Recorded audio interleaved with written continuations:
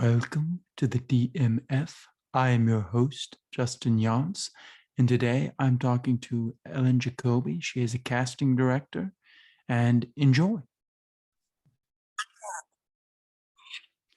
Okay, I have a special guest with me today. I have Ellen Jacoby, who is a woman of the millennium, Metro Miami Magazine, and October 23rd is Ellen Jacoby Day. How are you doing, Ellen? I'm doing pretty well, thank you. Wonderful, wonderful. So the first thing I want to ask, because you came up in the arts, you were a singer and a dancer. Where did your interest in the arts originate from? As a kid, I went to private professional school as a little kid, and I studied singing, dancing with June Taylor. So I did all that as a kid, and it just seemed like natural. I went to school with Patty Duke, Maurice and Gregory Hines, a lot of, Yeah. people, yeah. So did you also do music? Did you act as well? In some school plays and all. And then when I went on to college, to high school, I did some acting in school plays and still kept up with the singing and dancing. And in college, the same thing. I did the college plays and the singing and dancing. That's what I really love. I love music. So you're kind of saying that, like, we're talking about Mace Private Professional School, correct? Yes. Where you went to. Would you say that that's kind of where the drive to perform and work hard came from, or was it kind of instilled with your parents? Or I think part of it was instilled. I remember as a little girl, really little, my grandfather used to play the piano and sing and, make me sing along, that kind of thing. So I think it was kind of instilled and I liked it. It was fun. Was this something that you took away from attending Mace Private Professional School that you use maybe to this day? That's a good question. I still remember my teachers' names and everything. And I have a girlfriend that started there with me. She moved out to California and we lost track for many years. And then she found me and we're like back together again for like 30 years. But I don't know. I'm sure there were things that were instilled in me in my youth. Could I put my finger on them? I'm not sure. But I know I love music and the power of the words of music when verses used to mean something and you could say so many things through music. I know that it helped me in learning because what I used to do is I used to take music and I'd change the words to what the subject was, what the test was going to be about, like in May of 1941, the war had just begun. So I'd get all the dates and I'd get all the things and I'd put them to music and make them rhyme and I'd remember everything.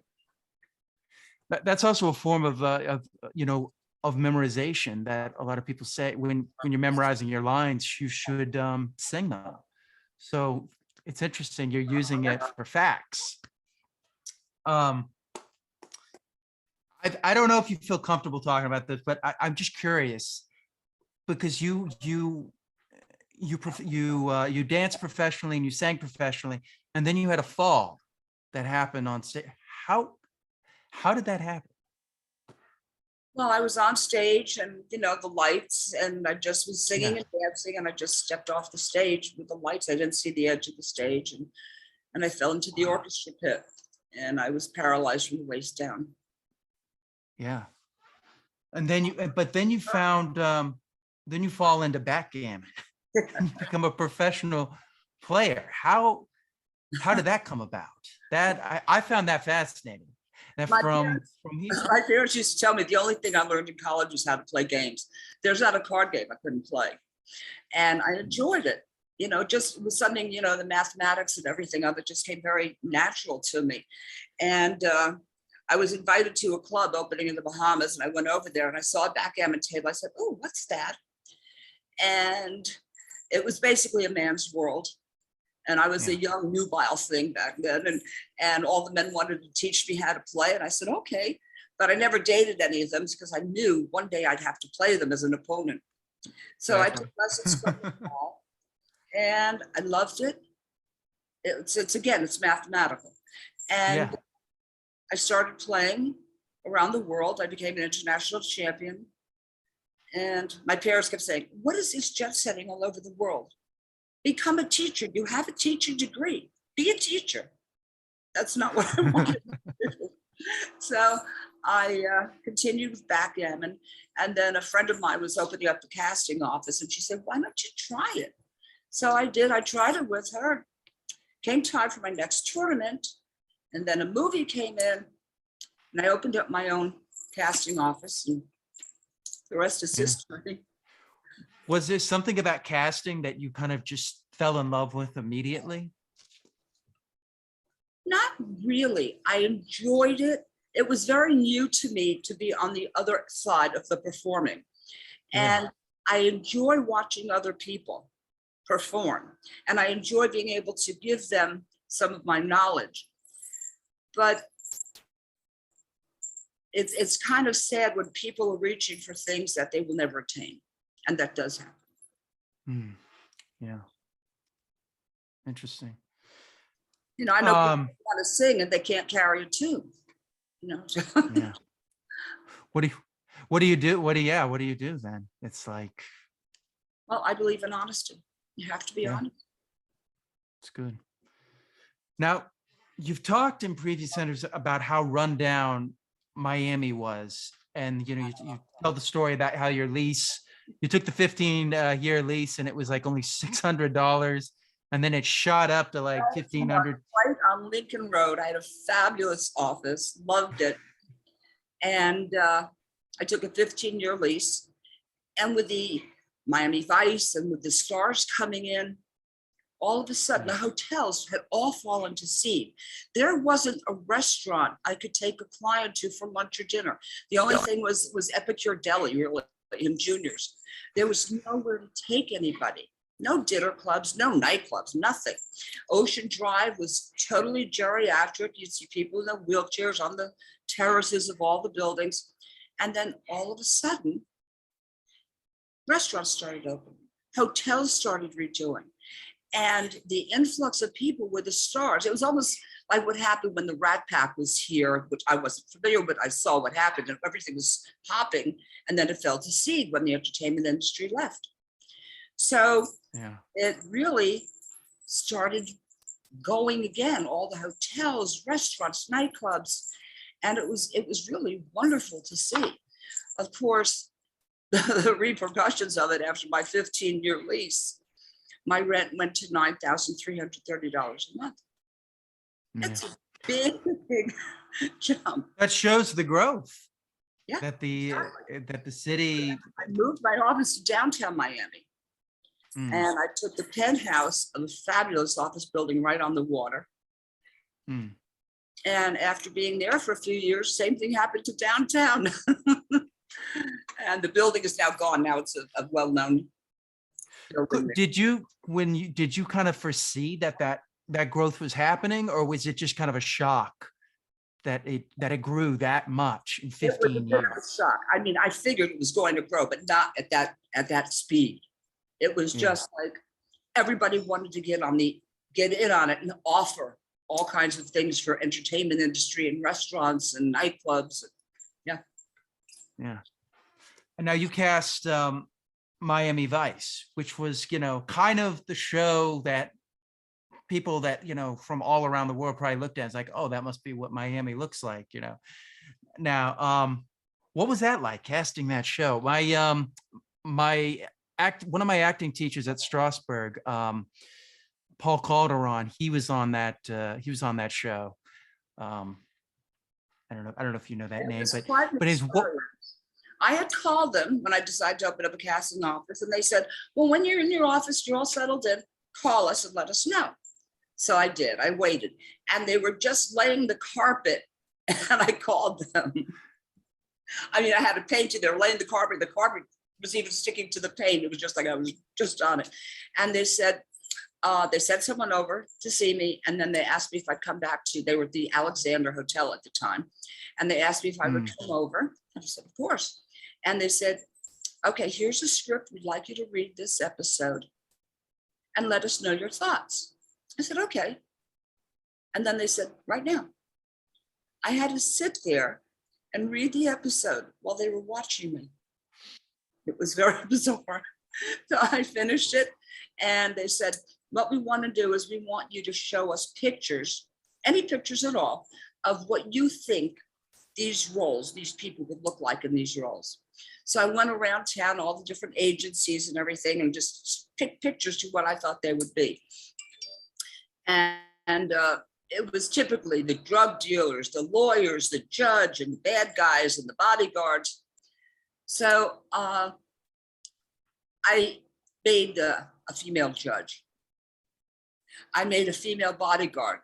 I took someone who had a title, Yeah. Title. And, Yeah. and they were absolutely shocked. They were shocked. And they said, okay, you're on. So I did it. I had the highest rated episode of the season, which was really nice. Yeah. And I had a lot of fun doing it. And it was funny because so many, we'd have hookers and we'd have beggars in the street, making Miami Vice look like what Miami Beach was when it was back then. Yeah. And I used to go down the streets and ask people who wanted to be extras. Yeah. And the other people in my office got mad at me because, I'd have them come to my office and sign up and everything. Because it was air conditioned in there, they never wanted to leave. They would just sit in my waiting room all day. But yeah, I use a lot of real people, which I think was really great for the community. And of course, I hired actual real actors and everything. And it was terrific.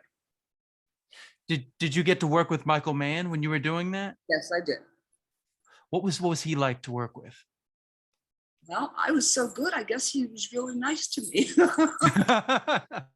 We got along very well. He was a nice man, and they're not all that nice in this business, but he was very nice. He understood it, and he liked my work very much.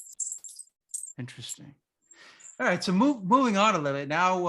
I'm a big film guy, so I wanted to talk about. Tell me a little bit about casting with Ace Ventura, Pet Detective. That was a lot of fun. That was so much fun. One of the interesting things about working with Ace Ventura, Pet Detective, I needed a whole SWAT team. That was really interesting. Yeah, I remember that scene. And a lot of times I hire actors to portray policemen or things like that, but I needed a SWAT team that knew how to handle weapons, hit the ground with weapons, run with weapons, do all that stuff. So I went to Miami SWAT and I asked if I could use them in the movie. And they said, yes, of course, we'd love to. However, if we should get a call, we would have to leave set. Yeah. So this is Miami, one SWAT team. I went to Fort Lauderdale. At Fort Lauderdale SWAT team, they had 3 SWAT teams. So they could guarantee me one SWAT team for the whole day. Wow. And There's only one SWAT team in Miami? One SWAT team. Fort Lauderdale has 3. Miami needed 3. Yeah. Any city needs like 3 or 4. That's amazing. So I thought that was kind of interesting. Yeah. Interesting. Cape Fear. Tell me a little bit about that. They filmed all over the place with that movie. Yes. I think some of it's filmed in North Carolina. We filmed the whole thing here. Oh, you did film the whole thing here. Yes, we did. They were thinking about doing that, but because of the water situation with the houseboat on the river and everything, Yeah. they built a 360 water stage. Oh, wow. And nobody realized that the entire film was shot in Miami. We never went to North Carolina, never did anything else. We just did exactly what we had to do, and it was done, and it was great. Wow. It was wonderful working with those stars. I only had one bad incident. You had what? I'm sorry? I only had one bad incident. I think I know what incident you're talking about too. Maybe. I needed to add some very deep background. You know, all the close background was all extras paid for. But they asked if I could get, you know, a lot of background, deep for the July 4th parade. So in those instances, I like to go to charities and make a donation to the charity, which is a lot less than paying the extras. And it's good for the charity. And we feed everybody, of course. So I went to a charity. I went to Make-A-Wish Foundation. And they couldn't have been nicer and happier. And the only thing that I was going to do for them, I was going to get them a T-shirt that said Cape Fear, and it was going to be autographed by everybody. I thought that was very special. Martin Scorsese was the first one to autograph, and then Robert De Niro. Yeah. Robert Mitchum was there that day, and James Stewart was there. I mean, everybody autographed it. It was just really amazing. I won't mention names, but I did go to one of these stars in the show, and I explained to her what everybody was signing. Do you know what my autograph is worth? And she refused to sign the shirt. That just blew me. Wow. After it's I had for charity. Hero and everything, she wouldn't It's sign for it. charity. You know, it's a good thing to do. You're putting agree. it, once again, you're putting this back into the community, which is what you're trying to, you know, impose with the tax incentives and how to bring that back. Is it's like we can put it into the community, and you have this person, whoever that may be, Absolutely. who's saying I do a lot of charity work, and it's funny because all of the charities come to me to please get stars to do things for them. I don't like to do that. I can't impose upon stars to do this. Yeah. But a couple of stars I am close with, and one charity said, would you send out like a pizza box size, and we'll put a canvas, and paints, or charcoals, whatever the celebrity would like, the medium, and we'll send it to them, they do it, and they just sign it, and we'll have it at auction. So Joe Pesci is a good friend of mine. So I said, Joey, would you do me a favor? And he said, sure, Ellen. And I said, okay, I'll send you a small box. He said, don't send me anything. I said, okay. I get from him, and we're talking about, we're doing a pizza size box, right? Yeah. Sent me an 8-foot painting, 8 feet.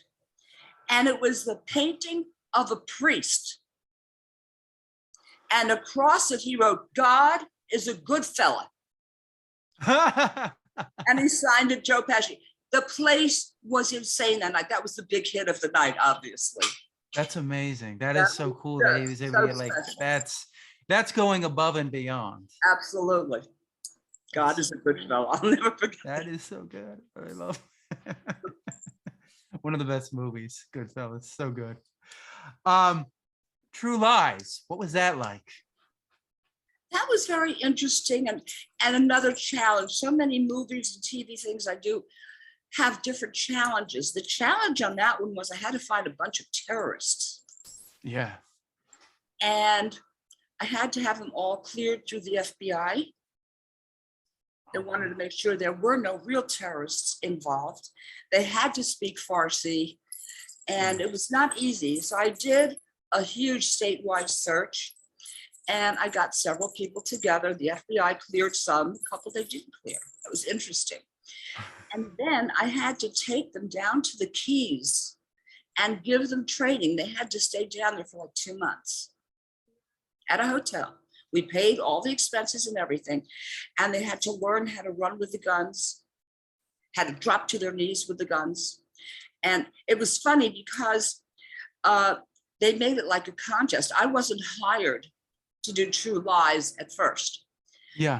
We're considering a few casting directors. We're asking you to send us a picture poll of how you would think these characters are. And I said the best picture poll. Duh.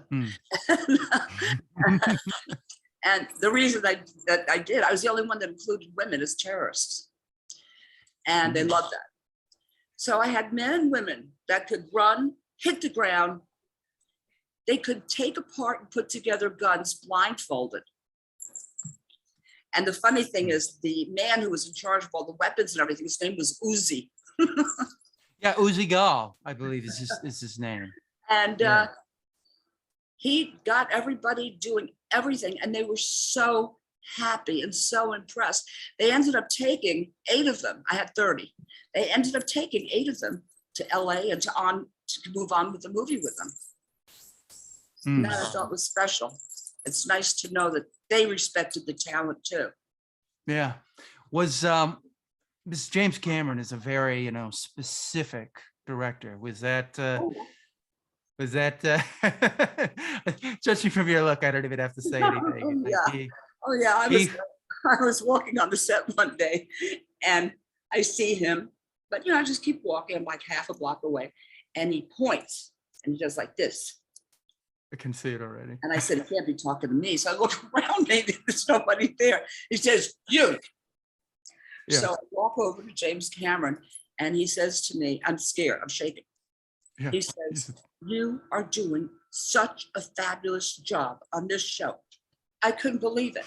And as he's giving me these compliments, one of the crew members runs over. They have an emergency problem about the helicopter falling on the cop car. Yeah. And he says, can you see that I'm busy speaking? Oh my goodness. Wow.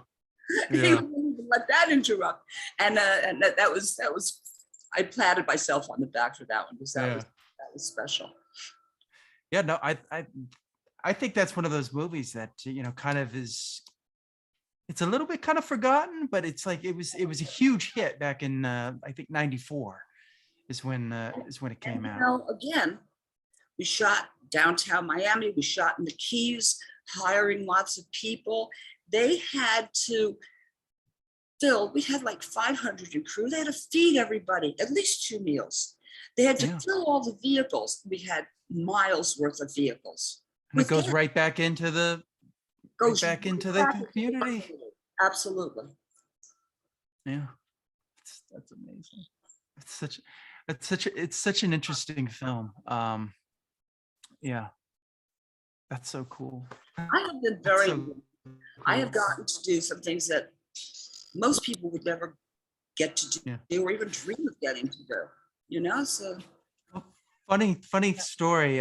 My father was actually on a plane and they could see the helicopter and the jet plane scene that they were filming as they were flying in. He was like, what is this? Like, oh yeah, they're filming. So that's I don't know how they coordinated all those helicopters doing all that stuff, plus the helicopters filming the helicopters. Wow, it was fabulous. Yeah. Now, the birdcage, to me, that's what, like, I can see almost any shot and you can see how lived in, and because you picked a lot of those people in the background. Like there's the scene where she's sitting in the car and she's like, is this Palm Beach? Is this Fisher out? And there's like a woman like in a bikini and a guy, and they're like, they're all in half dress, but it's like, it gives it that, nice, that nice look. What was that like working on the birdcage? Everyone was so funny. Mike Nichols, Gene Hackman. I mean, and of course, Robin Williams. We couldn't sit down without laughing all the time.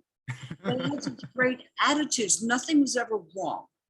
Yeah. Everything could be fixable. Everything was done and everything was camaraderie. It was wonderful. That's why so many people love to work with Mike Nichols, because he had that idea of, that nothing's really going wrong. And, Julia Roberts loved, working with him. We would sit under the umbrella outside on the beach with the camera, and all that stuff and the monitors. And we couldn't stop laughing, any of them. It was just amazing. And of course, that apparently the shot coming in, the opening shot coming in over the ocean right onto Ocean 5 was a very well-known, difficult kind of shot that they did, the way the continuity went on it. And that was very well known as being a great shot. Yeah, no, it's a beautiful shot. Just like, I assume they did that with a helicopter. Yes. The helicopter in order to ground, you can't see. Exactly. And in order to do something like that, it's, you got to block off a lot of streets. It's, it's not an easy get. Right.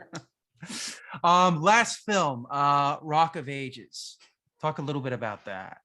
Oh my God, that was so wonderful. Well, I had never done quite as much dance casting, musician casting as I had on that. Every weekend, I was auditioning male dancers and female dancers to a song. And the song would just stay in my head. I go home, I couldn't sleep at night with that song in my head. It was just amazing. But there's so many talented people out there. And the pole dancers, oh my God, those girls were amazing. The best. I think we had the best ever. That's one of the hardest things to do, is I pole wouldn't know, I dancing. haven't tried it yet. But it was so exciting,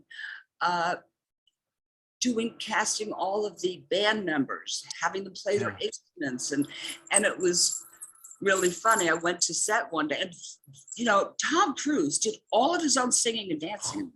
Yeah. Oh, he's voiceover or anything. That was him. I believe it. And Depeche Mode or Journey, I don't remember who came to the set one day.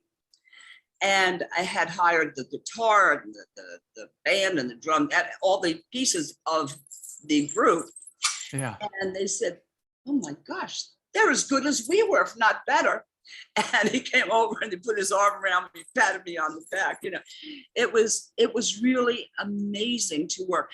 I've never gone through, before or since, such high security. Mm-hmm. You had to walk through like airport, have the security, scan the body and all that to get onto set, which wasn't easy considering we always had like 250, 300 people every day. Yeah. But is that because of Tom Cruise? Because I remember in New York, they had a premiere of like when he did the remake of The Mummy. Like it was kind of like that. So that's why I'm asking, is that something that he, because that's a lot of security. I have done another movie. I did Days of Thunder with him as well. But the Rock of Ages, and it was 10 months making that movie. It was just such an amazingly wonderful experience. I love music and dancing so much. And of course, we had the Lovey Russell brand. I mean, there's just some great people in there that were so fun to work with. And it's you said that they filmed all of it down there, in that they rebuilt the Hollywood sign. They like the art department Hollywood sign was at the Pompano dump. And you can't tell that they made it exactly. No. And I think Florida really should have jumped on the bandwagon then, because nobody realized we made Sunset Strip in Miami. Yeah. The movie that takes place in California was filmed in Miami perfectly. You would never know. And they left up that Hollywood sign up there for a while at the Pompano dump. That was fun. And that was 2011. I mean, that's almost 10 years ago. And it's like they didn't jump on what they were able to do. I mean, the fact that they were willing to go to those links, it's like, why aren't we going into this? Absolutely. Do you like to work in tandem with the director when you're casting? Not on casting, on callbacks. On callbacks. Yeah. Unfortunately, a lot of people do not come totally prepared. You don't always get the finest of the crop. And then now there's so much self-submitting. And sometimes the light's not wrong. All they look are in shadow. You can only hear the person by the camera. You can't hear the actor not by the camera. So I like to get all that pretty well organized. So when the director, that's when I like to work with the director. And then we see the special qualities of people. We're not going to show the ones hidden in the darkness and be like, what is he saying? I can't show that to the director and waste his time. No. And it's like, why would you even do that? It's like you just wasted the audition. It's unusable. It's like if you just took a look at it, you'd be like, I can't hear it and I can't see it. Who's going to watch this? As soon as you see it, you're probably just like, yeah. And then some people even come to the office unprepared, or they come late. It's funny because on a union script, you're not allowed to ask actors to memorize. Yeah, but you need to be memorized. How are you going to act? You think your competition's not going to be memorized? You walk into the waiting room and you don't know it. Everybody else does. What do you think your chances are? You have to Yeah. grab the Let's bull by the let's horn, go with the guy we can't see his eyes. right?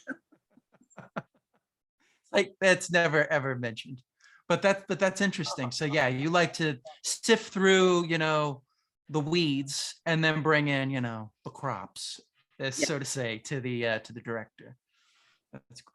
Do you find do you like a director to be specific, or do you find it better when the director gives you a little bit of leeway and is just kind of like, this is kind of what I'm looking at, use your judgment of what you think. I'm in touch with the director at that point, but then I like to see the director work with the talent, and I like them to give a little leeway. Because oftentimes, when we first get a script, it's white.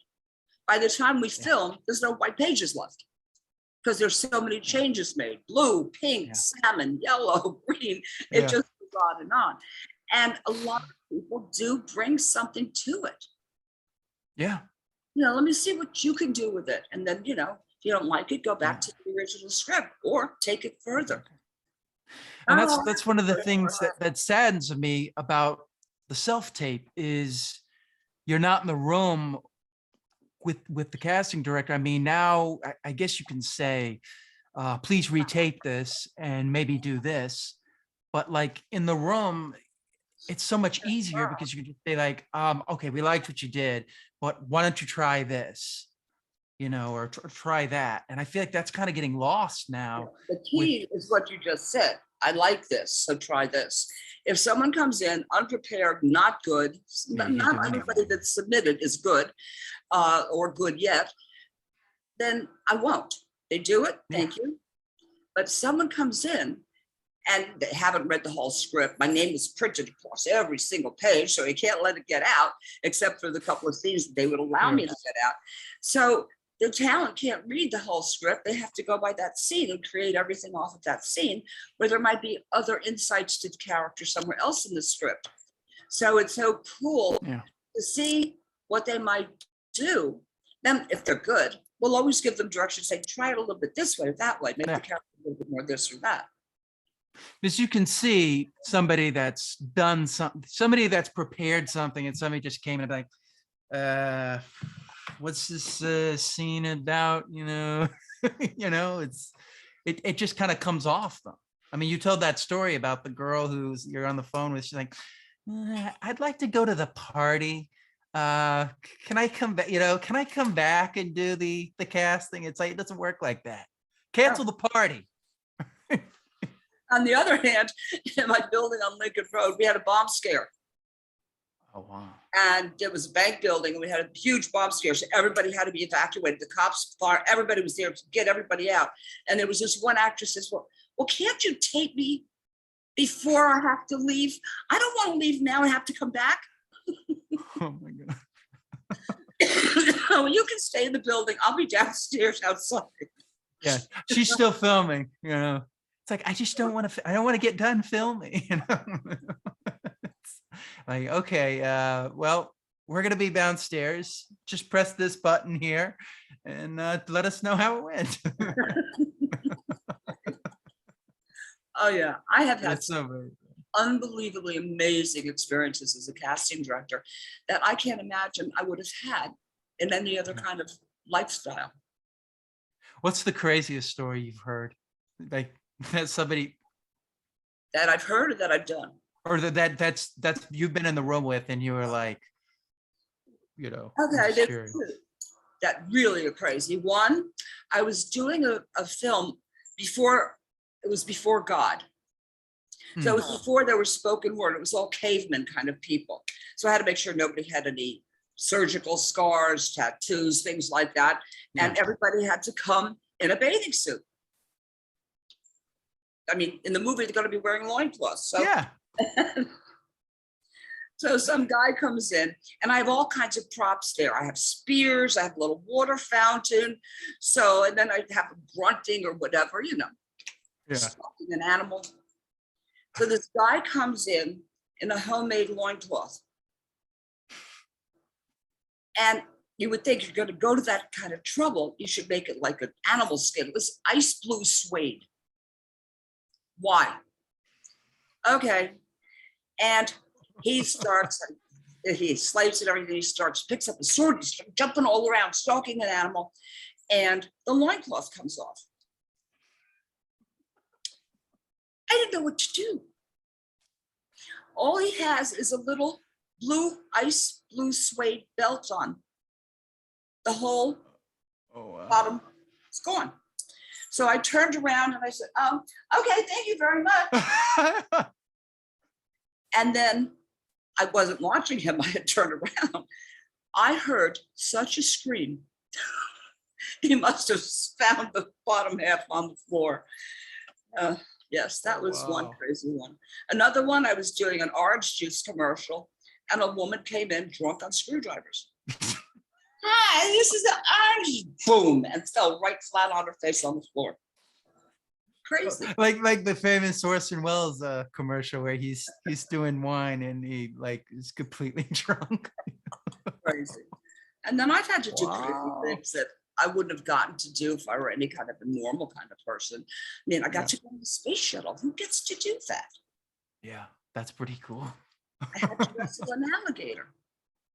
Wow. I wanted to, but I needed the Indians and they gave me an alternative. We leave the show unless you wrestle an alligator. I said, okay, do I get fired or do I wrestle an alligator?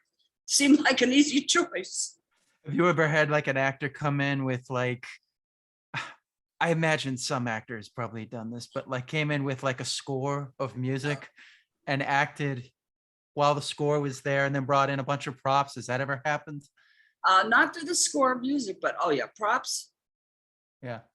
And we casting directors really prefer you not to use props. Of course.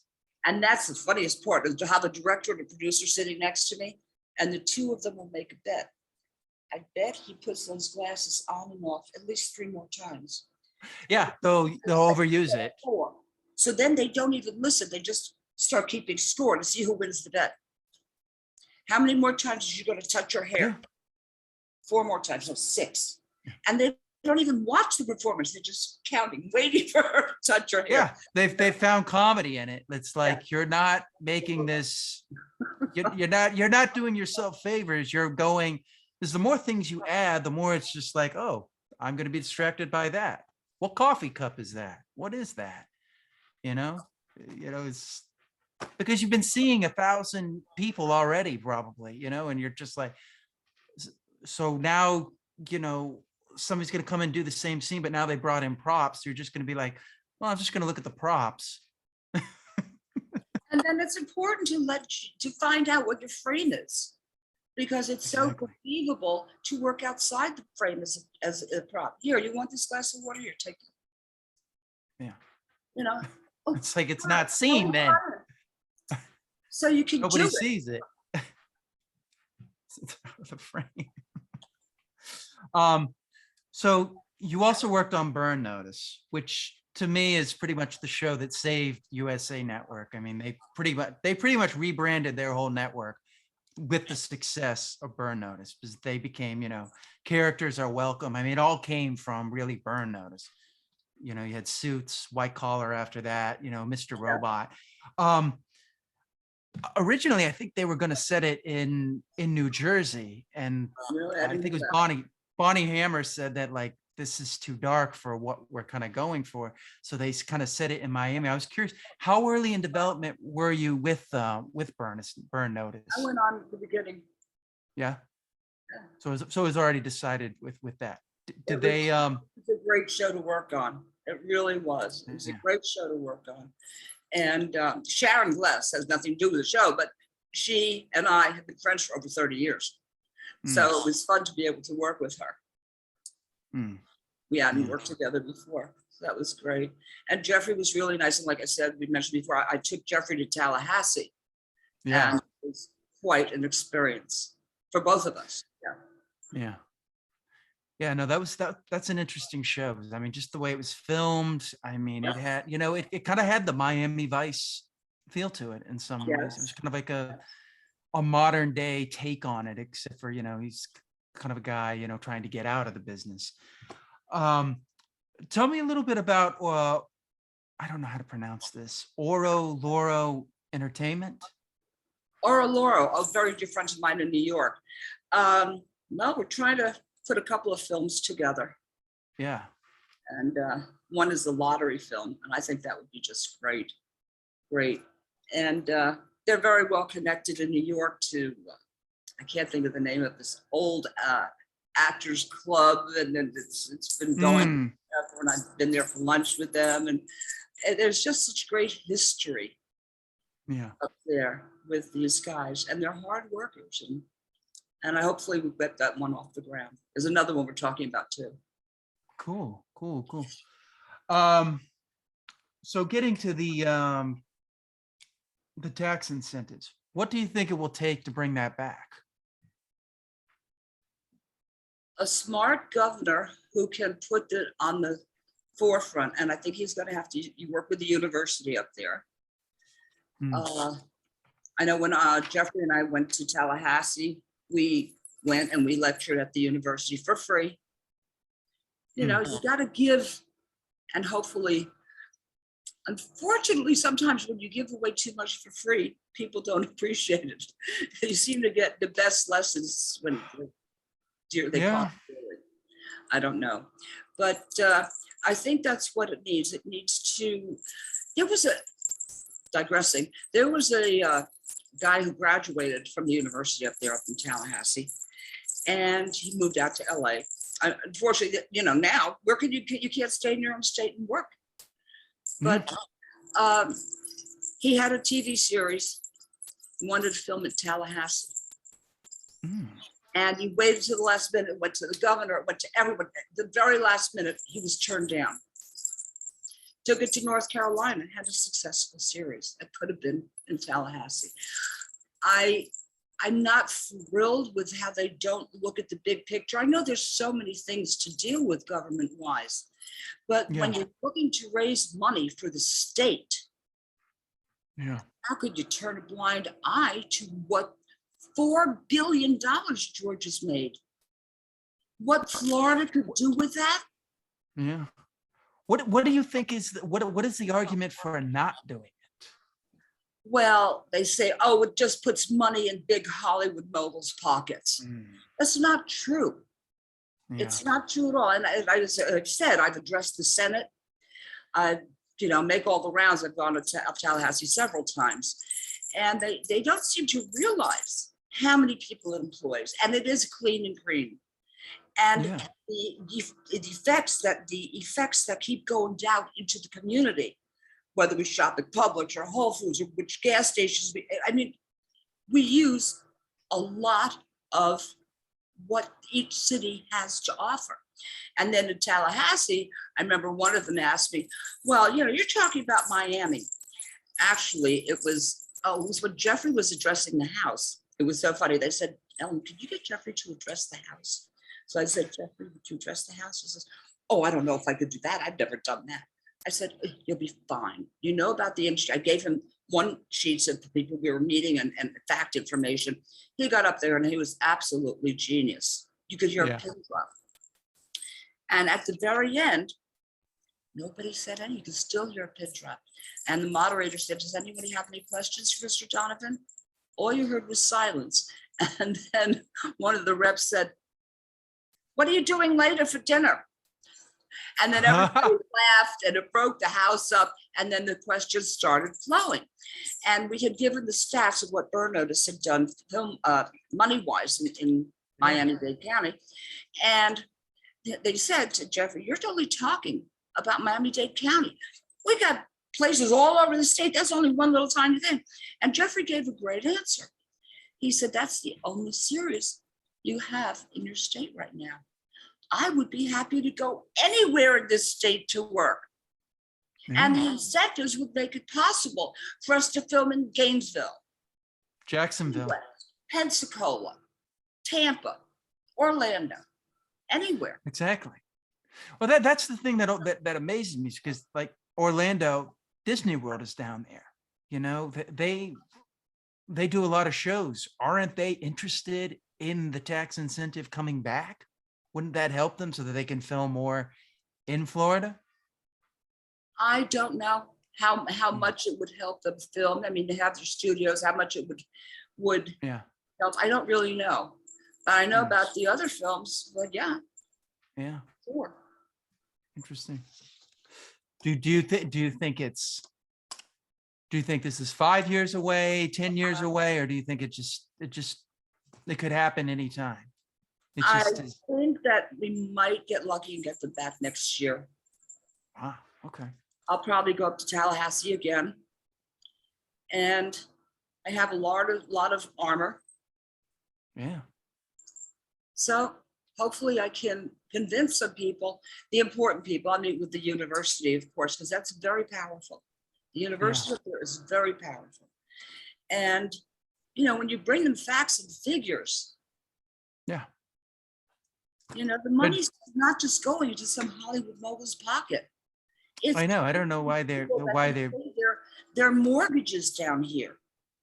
They're making exactly. It's going to go mortgages straight into the community. So a husband who's working will have to move to Atlanta so that the wife and kids could stay here and go to school here. Yeah. You know, that's not right. And maybe he can come home on occasional weekends. It's just not right. Yeah. You have everything throughout the state. You can film Florida to be almost anywhere at any Really? steady period. It's true. It's true. You could make the Bahamas, you got Key West, it's just all of it, you know, and so hopefully that will come back. All right, getting back to casting. What do you think is the biggest misconception about casting that you get? That's a good one. The misconception about casting. Yeah. Well, a lot of people, well, you know, I can't, for myself, I have to speak, but, you know, a lot of people think they have to like pay off casting directors, bring them gifts and stuff like that. Yeah. That's not necessary. Your gift is your talent. That's what we want. But I must say, there are casting directors that do expect gifts. So, Yes. you know, one casting director sent out a notice. Don't forget, by casting tomorrow, it's my kid's birthday. And I mean, you just, things like that go on. But I think that that's a tough question. I don't really know.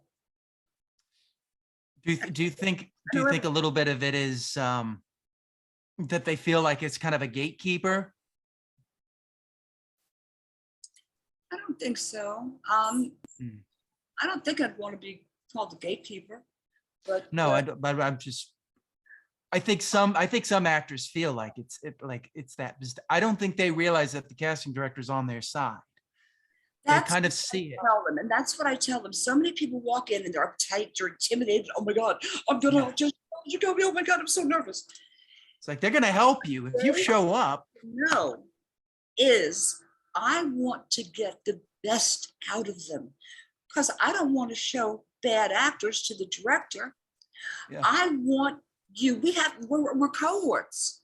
I want you to do great because you'll make me look great. Exactly. Yeah. I don't think people realize that. And do you think if they realize that, they would show up more prepared? Or do you think that the prepared? I think they might. People are starting to. You know, you have to take it seriously, just like any industry. I mean, I teach acting, I do Zoom classes, and I tell them, especially, it's really important that you always stay prepared. The control is up to you. You control everything. You control what the character wears, if they arrive on time, and on time is 10 minutes early. That you arrive with your material, you know it. I can't tell you to know it, but your competition will. They'll know it. Exactly. And you arrive feeling good about yourself. You walk in, and I tell a lot of times people, I tell them to slate in character. And that's so funny. I'll have an actor come to read for a cop, and this has happened, and he gets a cop uniform, and he comes in to wear, and he slates. Hi, I'm Officer John Smith, right? And don't think that after that casting session was over, the director should say, I want to hire that real cop. Hey, it worked. Well, it's like the Full Metal Jackets thing, you know, that he saw what Arlie Emery was doing, and he was like, fire the guy that we have, get him in there because he's doing what I want. You know, so he's going to be authentic. Um, do you teach in your class? One of the things I see a lot of actors not doing is not working on it every day, a little bit. They're That's what kind I of feel. just, If you want to be a doctor, a lawyer, yeah, a yoga, exactly. and so whatever it is you want to do in life, it's not something that you can take one class a week and be there. You have to Yeah. work on it on your own time every day. You learn, you study, and if you're doing good, look and see what film crew members are. Look and see the departments. Know about it. Yeah. Know about the industry, not just acting. Yeah. That's one of the things. A lot of actors just, they don't care about any of the other things. Just, oh, I'm just gonna, do acting. Yeah, And same it's thing like, with extras on set. Oh my God, I've been here for 10 hours. Can I go home yet? but they're they're filming. You can't, This is not the business when for they you. We when have they have to look at all of it. Yep. It has to be done at this time. It's not like they're deliberately, I don't know, there may be some director that might do that, sabotaging you to sit there. It's just, this is where it ends up in time. And it's just, a lot of acting is, waiting around. I mean, plays, there's not as much waiting around, but there's always going to be some kind of waiting around. That's why I think meditation is one of the best things an exactly. actor can do. And you always have to be pleasant on the set. You know where some of you get your greatest clues from what's coming in next? From the PAs. Yeah. Can you be nice to everyone? Can I help you? When I was doing the Water Boy, oh my God, people in the stands, I had fans in the stands, hundreds and hundreds of people. And it was hot. So I had a bunch of assistants that I took out of the extras, and I paid them to bring water to everybody and keep everyone, hydrated and happy. And you have to do that with people. And you have to give them the respect that you want to get. But they have to understand the industry and know that this is a business of rejection. Yeah, it is. I can audition. The most I've auditioned for one role was 3,000, and one person booked it. That's a lot of rejection. Yeah. So Or you're looking for something very specific in 3,000. If you're going through 3,000 submissions, you're looking for something. I was doing the sequel to 3 Men and a Little Baby. It was 3 Men and a Little Lady. I was looking for the little lady. Yeah. Who was wow. A 6-year-old Caucasian girl. I had everything in the world coming. Of course, each kid brings their parents and siblings and aunts and uncles and grandparents. So I did one at a hotel in Orlando. Yeah. The hotel ran out of food. Yeah. I mean, to be a kid actor, you have to have a level of confidence and a level of adulthood, I would say, to be able to do. You crave it. You want to do it every day. Yeah, it's true. It's true. Do you feel most actors in general are not prepared enough in auditions? I would say probably about half. Really? Half. What would you say is the biggest thing that you're like seeing them not do? Is it just not looking at it at all? Is it just trying to wing it? I think some of them try to wing it. They've looked at it, they've read it, and instead of understanding and knowing the scene, they just look at it as 2 or 3 people talking, and they don't really put their heart and soul into it, so they can feel it, so they can feel how to transform and portray the character. Do you think some of this also has to do with I've done a lot of voice training. A lot of that, my acting teacher, he came from Central in England, and he told me about how they would just like drill into them before they would even get to a scene study. It would just be, you would just be doing a sentence over and over again, just to get the feel the words in your mouth. Do you think that that's something that's missing in the American actor, is they don't have the comfortability in speaking? Like when you're trained vocal wise, you can slow down, you can go up, you can go down, you can hit certain words, and it doesn't sound so stagnant. Do you think it has anything to do with that? Not really. Not really? No, I think that more are taking Mm, it seriously and understand that mm, they have to work at it.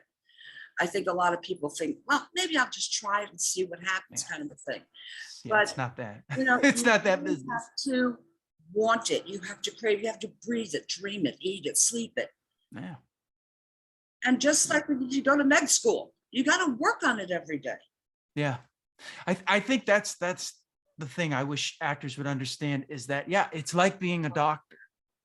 Acting is like being a doctor. You have to work on it every day, and you have to be trained, and you have to just continue to get better. Instead of, I see a lot of actors like, I'll just take a couple of courses, or I'll go to school for 3 years, and it's like, oh, I don't need to do any more training. I'll be like, are you training with an acting coach? And they'll be, no, I did all my training at school. And it's like, but you don't stop learning. No, you do not You stop training. gotta get, it's especially with the times, you can always work on memorizing better, work on monologues, just all this stuff feeds into the punch that you're gonna bring in when you do the scene. One of the things you talked about, you said acting is like you want to take a slice of life. And I think that comes from Uta Hagen, isn't it? Isn't that an I Uta don't know. Hagen? That's what I call my thing, a slice of life. Yeah. It's funny. Because That's it why reminded me of that. I couldn't it's tell actually, if it, when you open the door, you're only getting a slice. So yeah, I'm just seeing this much. But if I opened the door all the way and I saw the whole pie, I would see everybody you're talking to, all the things you're talking about. yeah, But you, as an actor, have to give us the illusion that they're there. yeah. How did teaching come about for you with that? Did you just kind of see what was going on and you were like, I can help fix this problem, or what? Not How really. did, Someone asked me if I teach a few classes. That's how it started. And then it just kind of went on from there. And I nice. enjoy it. It's funny though, this one class that I was doing, uh, and it was a weekly class. This is some Mm, years ago. I said to everyone, I'll tell you what I'll do. I have many, many scripts in my office. What you do is you come check out a script for free. You just let me know that you've got that script and take it home. Pick some classmates, work together. And then when you've got your scenes down, you let me know and I will come and I will watch and I will give feedback oh, for wow. free. And then whatever we need to work on or pick a different scene, we'll continue. And then when we're ready, we'll do a little showcase and I'll invite all the agents Yeah, for free. How many that's people do you think nice. pick me up on that? A class of 30? They should all, take you up on that. Not one. What? Not one. And that's when I said, you just can't give anything away for free. Do you think that what it was? You were giving it away for free and they just, No, by I putting a can't price imagine on it. a casting director telling you they would do this for you. Yeah. I don't understand. But in my classes now, I encourage people, if you like someone that you're reading with, and because it's on Zoom, Yeah. exchange emails, exchange phone numbers, practice with them. You Yeah. don't always have to practice by yourself. There's other students that would love to run scenes with you. That was the hardest thing I found in at Strasbourg or anywhere. It was just like getting people who are willing to do the work. They just kind of want to come in and, say, oh, we'll do it later. And it's like, no, let's rehearse. Yeah. Paul Newman used to he would go.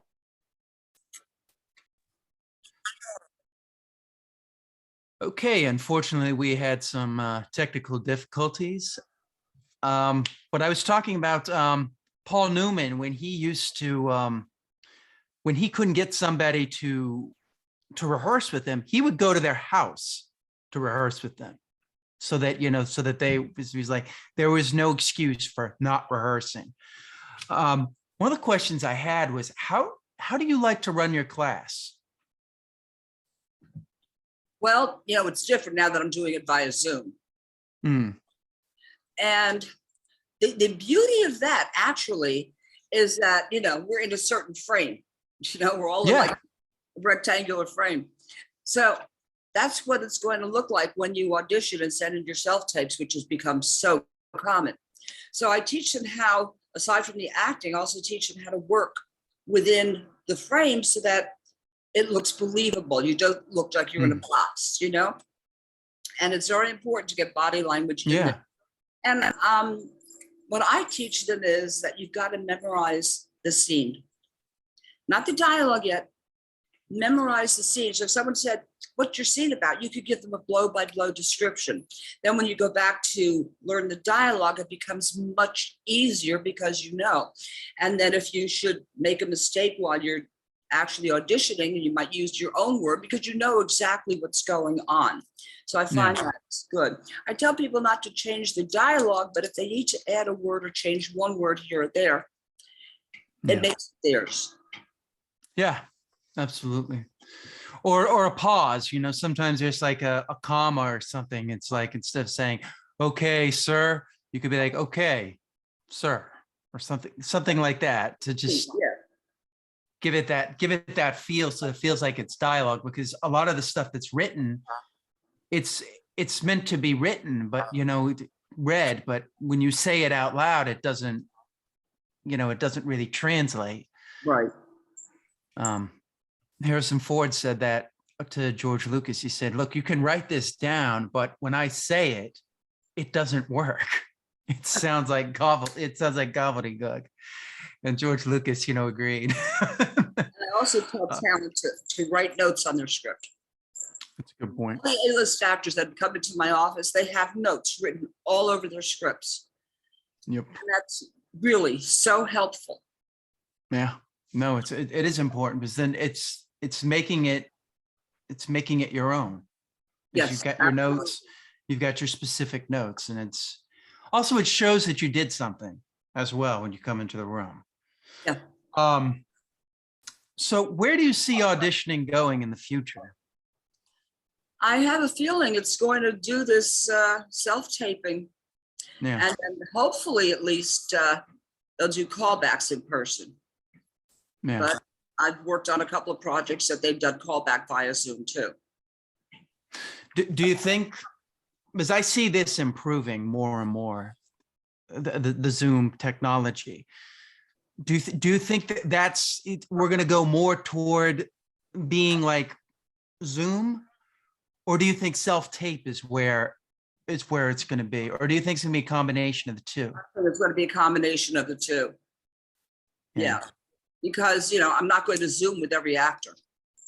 Yeah. No. Put out a casting, casting networks or breakdown service or cast it. When I put down a breakdown, I'm going to get hundreds and hundreds of submissions. So I'm not going to Zoom with every one of them. I want to see them. And again, like we mentioned before, that we don't want them, we want to be able to see them and hear them. And it should be appropriate. They should be good. Yeah. And that way, when it comes time for callbacks, if we don't do it in person, then that we could do on Zoom. Yeah, you already kind of answered this, because what do you think?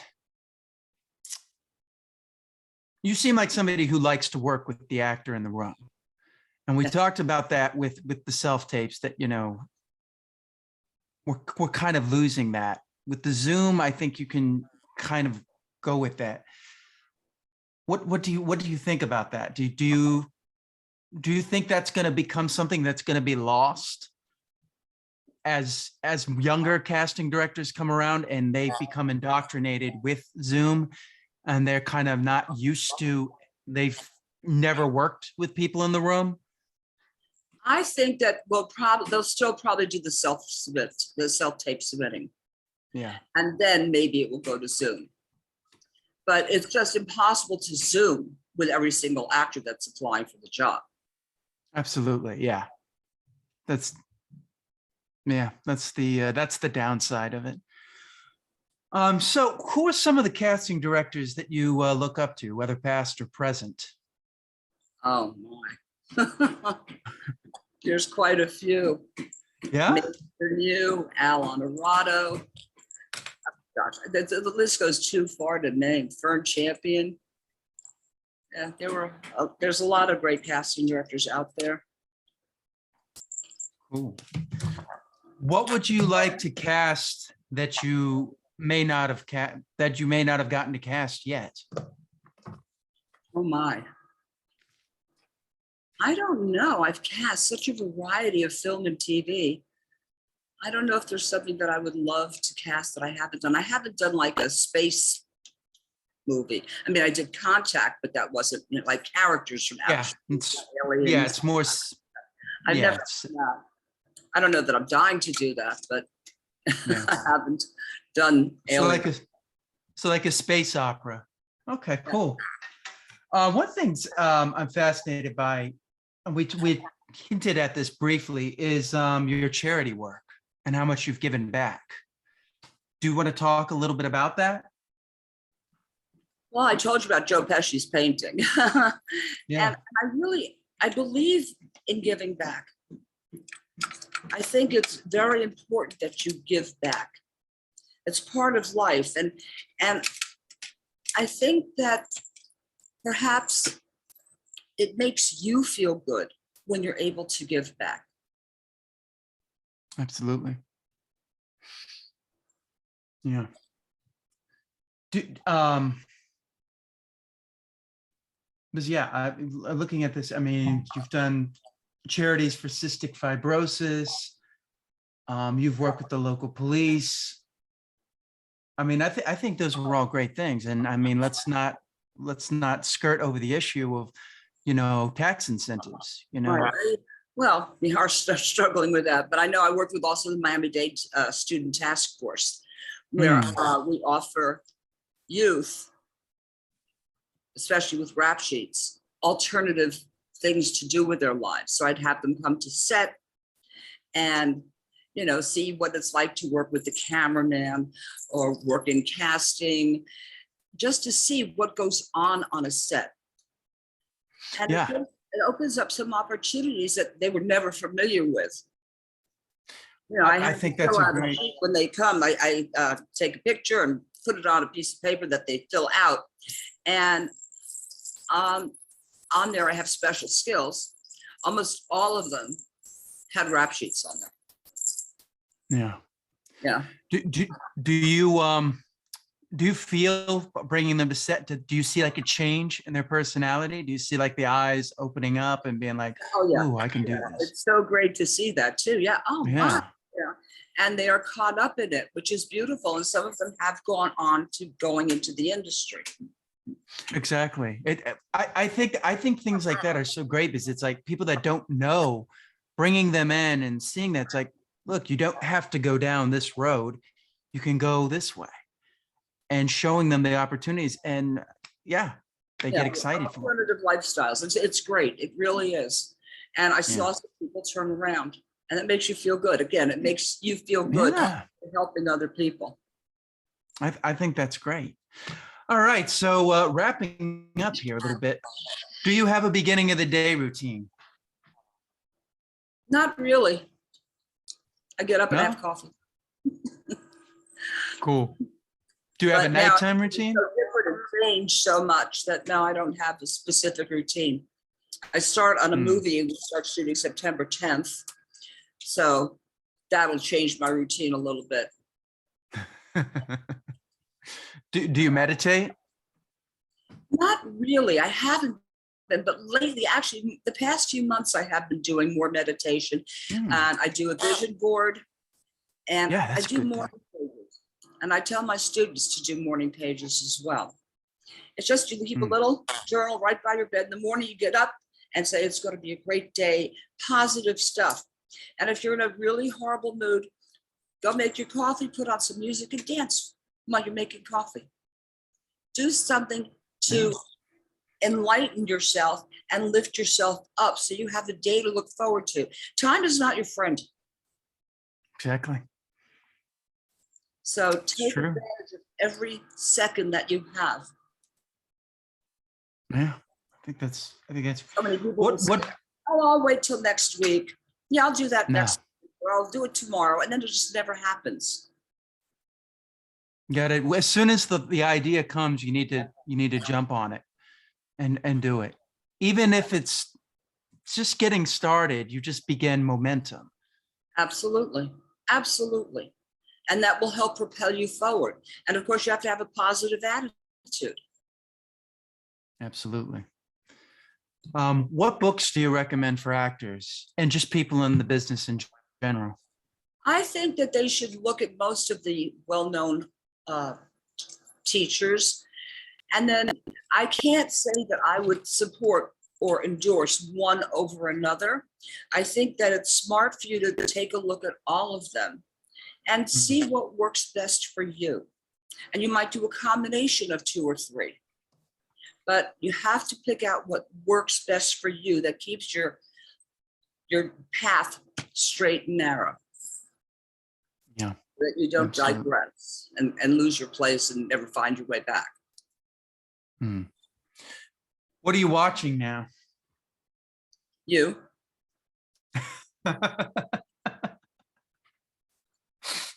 Other than me, no. But no. Like, are you watching any films or television shows right now? Films and some television. You know, as a member of the Academy, I have to judge, and it's so different now than it was 25 years ago. You know, we get all of the shows that are nominated, and then you watch them, then you narrow down to the shows that will be voted on. Yeah. And now with so much programming and so many networks out there, there's thousands of hours of programming to watch. And you just don't have the time to do it all. I can do it better when the actual nominations come in and it's 5 shows instead of 30, you know, so 5 shows per category or 6, that I can do much better. It's not easy. Yeah. Who knew? Remember, but I don't know if you remember way back when, but way back when there weren't near as many networks. No. There was ABC, NBC, and CBS. I mean, that was, and Fox came around. Right. Fox was kind of like the redheaded stepchild for a long time. It was until like the NFL came along that they like started being taken seriously as a network. People have like no idea about that. That like they were like a joke for a long time. They're like CW or My TV. You know, they just were not seen in the street. Now there's hundreds now of this them. Hulu, Programming. Disney Plus. It's crazy. And you're right. There's now almost, there's too much. I think people are kind of overwhelmed with it because it's hard to watch on it. No, it's very hard to watch everything. Not enough hours of the day. No. Like I'll have people and be like, oh, you got to watch that show. And it's like, okay, yeah, all right. I'll go watch that with the million other shows that I have to watch. You had an episode in the middle of the series. You got to watch it and you guys follow it along. Start at the beginning and, you know, go all through it. Yeah. Do you like to go to the movie theater? I don't too much anymore because I can see everything at home. And, you know, for the pandemic, I haven't been to the movie theater since pandemic. Oh, wow. It's too scary. I saw that. You know, I got COVID in June after having all the shots and everything. So I really, I'm not ready to go out there and really mix with a lot of people. Be careful. Yeah, no, be very careful. Be very careful. You know, I mean, a lot of the restrictions are lax, but yeah, you got to be careful. You got to take care of yourself. I think that's the most important thing is like, what do you need to do? If you feel you need to wear a mask, then wear a mask. If you don't need to wear a mask, then don't wear a mask. But, you know, just always be open to what you need. That I don't go into crowded places now. Yeah. Have you seen the movie? Did you see that new Elvis film? Not yet. I haven't. I can't wait to see it. Yeah. I saw that. It's long, but it's good. Good. I heard it was very good. It's a long film, and I went and saw it at the theater at like really late at night, and I was like, wait a minute, this is this is really long. And it's How funny, long have I some been here? films that you look forward to seeing that, oh, gosh, God, great, I got this one, I can't wait to see it. And all of a sudden, Yeah. it's so disappointing. You know, Yeah. Yeah. I was so disappointed with the new Bond film, the last Bond film. I love the Bond films. Yeah. Well, I felt it got too technical after a while, and Bond works well. The technical and the character built in. You know, you've got to really hit that thin line. Otherwise, it can just be like, what? I'm gonna fall asleep. But it was, oh, yeah, exactly. just- It used to be so fast moving everything, but now this one, you could fall asleep. Yeah, The it's whole- like exposition. And I'm like, why does he not like him? That was my biggest thing. It's like, why do you hate him this much? Because of something that happened at the beginning of the movie. Like, it's like, I didn't see that guy being the ultimate Bond guy. It's like, oh, this is the guy who's gonna, spoilers, end him. You know, it's just like, so, you know. I don't know. It's interesting. Anyways, I want to thank you for doing this. This was great. Thank you so much for inviting me. I I enjoyed appreciate it. it. How can people reach you? Well, Ellen Jacoby Cast, you can Google me and I'm all over. You can find me very easily. And Okay. and I think everybody should study acting. It doesn't have to be with me, but if that's what you want to do, but you also have to do studying on your own time. Very, very important. You can take a class a week. That's not going to do it. You've got to work at it every day if this is what your dream really is. Every day. It's true. A little bit every day. Absolutely. It's not a lot, but like a little bit every day builds up so that you're not. And if it's something that you love, you look forward to doing it. And then you see Exactly. where you can improve things and what to leave out. Yeah, absolutely. All right. Well, thank you. You're welcome. Thank you.